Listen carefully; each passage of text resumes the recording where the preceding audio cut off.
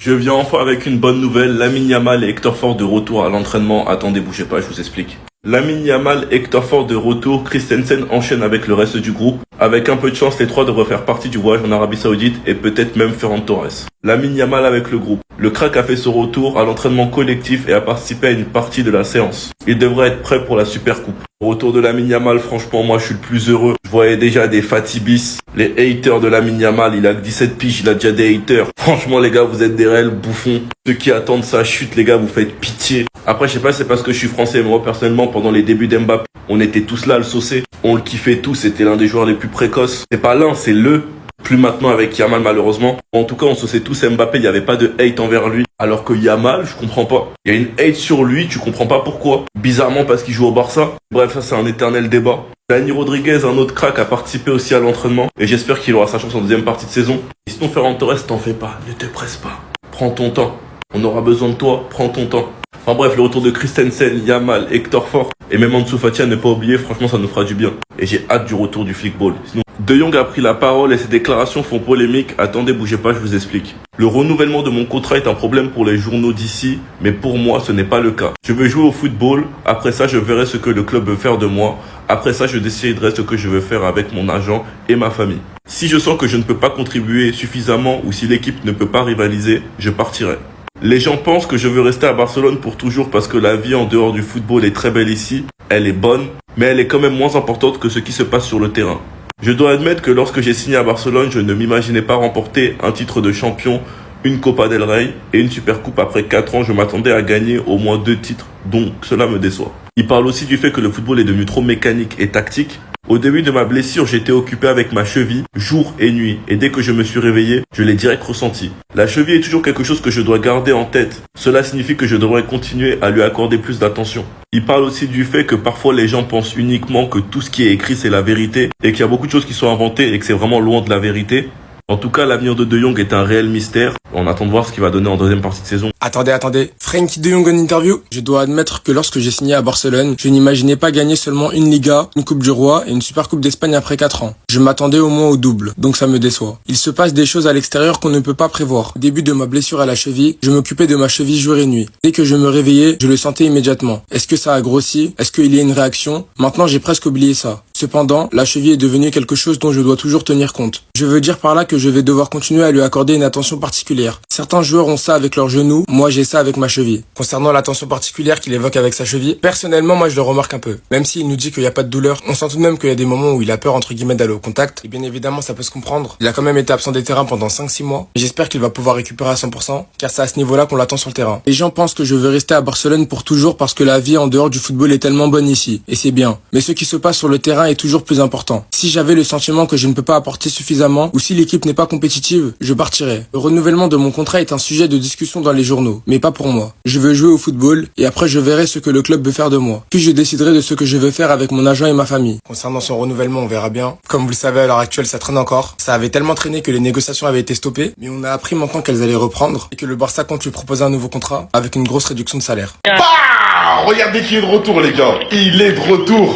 Le Barça de retour à l'entraînement, on peut apercevoir Yamal, Rafinha. Voilà, reprenez l'entraînement, les gars. Allez nous chercher la Liga. Robert Lewandowski. Qu'est-ce que ça fait plaisir de le voir, les gars. Mais qu'est-ce que ça fait plaisir de le voir, en plus avec le sourire, de retour à l'entraînement. On dirait que j'ai passé le jour de avec lui, on a fait un bowling ensemble. Non, on sait tous, le Barça en ce moment, il y a plein de rumeurs, c'est très compliqué. En plus, Yamal qui était blessé. En début de saison, on avait tout arraché. Là, on est en train de descendre petit à petit. En ce moment, autour de Dani Olmo, on sait tout ce qui se passe. Voilà, le Barça, franchement, c'est... Moi, j'en veux pas 100% à la Porta parce que c'est pas de sa faute tout ce qui se passe dans le club depuis de nombreuses années. Mais vraiment, le Barça, c'est n'importe quoi. Ça nous fout la honte. Regardez encore ce matin, on apprend quoi? Dani Olmo et Pau Victor ne pourront pas non plus disputer la Ligue des Champions s'ils ne sont pas inscrits auprès de leur fédération. En fait, moi, je vous explique, même s'ils vont être inscrits, même s'ils sont inscrits, c'est pas normal pour le FC Barcelone d'avoir des problèmes comme ça en 2024. Je sais pas, c'est quoi cette direction, frérot? Tous les mois, si t'entends pas un truc de ouf, ce joueur-là, il est pas enregistré, ce joueur-là, on peut pas l'acheter, lui, on peut pas le vendre, parce que sinon, ça va faire... c'est une dinguerie, ce club. Surtout que là, on parle pas d'un remplaçant, on parle pas d'un mec... Non, on parle de Dani Olmo, un des joueurs les plus importants, qui fait des rentrées, un des joueurs les plus importants, même quand il est titulaire, un des joueurs qu'on compte pour l'avenir. Bah, franchement, j'en ai marre, moi. Dites-moi ce que vous en pensez en commentaire. Bye bye.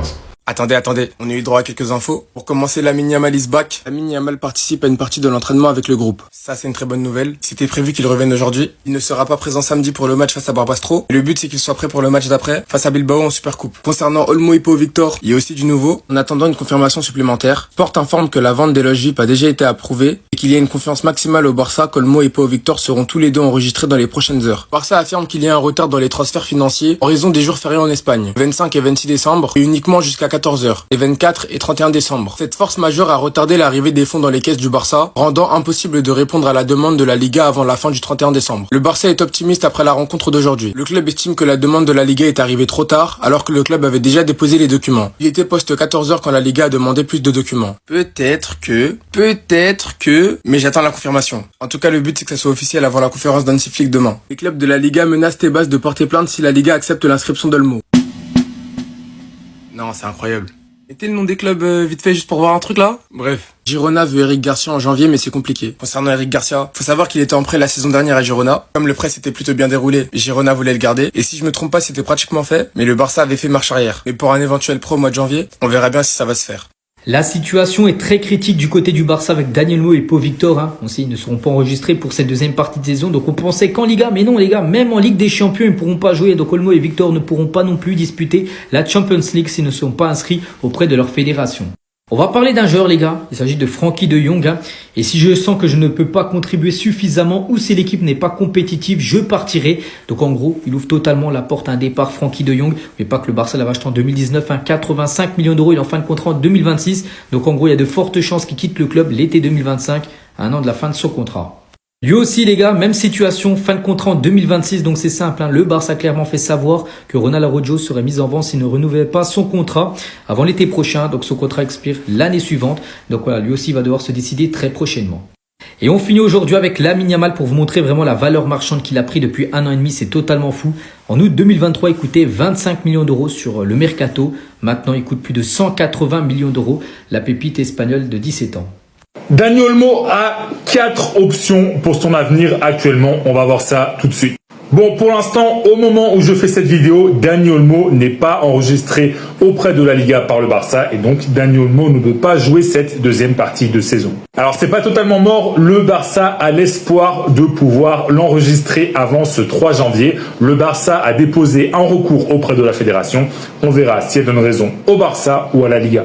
Mais avant tout, on va voir quelles sont les 4 options de Dani Olmo pour la suite des aventures. La première option, et évidemment c'est l'option qui plaira à tout le monde, c'est que Dani Olmo puisse finalement être enregistré et donc jouer pendant la deuxième partie de saison avec le Barça. La deuxième option, c'est qu'il ne puisse pas être enregistré malheureusement, mais qu'il accepte de rester au Barça sans jouer en deuxième partie de saison, sans jouer jusqu'à la saison prochaine. Et si on se fie aux médias catalans, c'est un sacrifice qu'il est prêt à faire. La troisième option, c'est que le joueur parte gratuitement. Voilà, il y a une clause dans son contrat qui lui permet de partir gratuitement s'il n'est pas inscrit auprès de la Liga. Et on sait très bien que tous les gros clubs européens seraient ravis de l'accueillir. Et enfin, la quatrième et dernière option, c'est de partir gratuitement, mais de signer seulement un contrat de 6 mois avec un autre club européen et revenir au Barça l'été prochain. Voilà, ce serait une sorte de prêt un peu déguisé. On rappelle qu'il ne peut pas être prêté normalement, on va dire ça comme ça, puisque pour être prêté, un joueur doit être enregistré auprès de la Liga. C'était le cas avec Clément Lenglet l'été dernier notamment. Donc il faudrait qu'il signe un contrat de 6 mois seulement avec un autre club. Donc voilà, on espère pour le Barça qu'il puisse être enregistré parce que sinon ça va être un scénario catastrophique pour le club et surtout pour le joueur. Si t'es fan du Barça, dis-moi dans les commentaires quel serait le scénario idéal pour toi et si tu veux être au courant de toute l'actu du club catalan, eh bien je t'invite à t'abonner.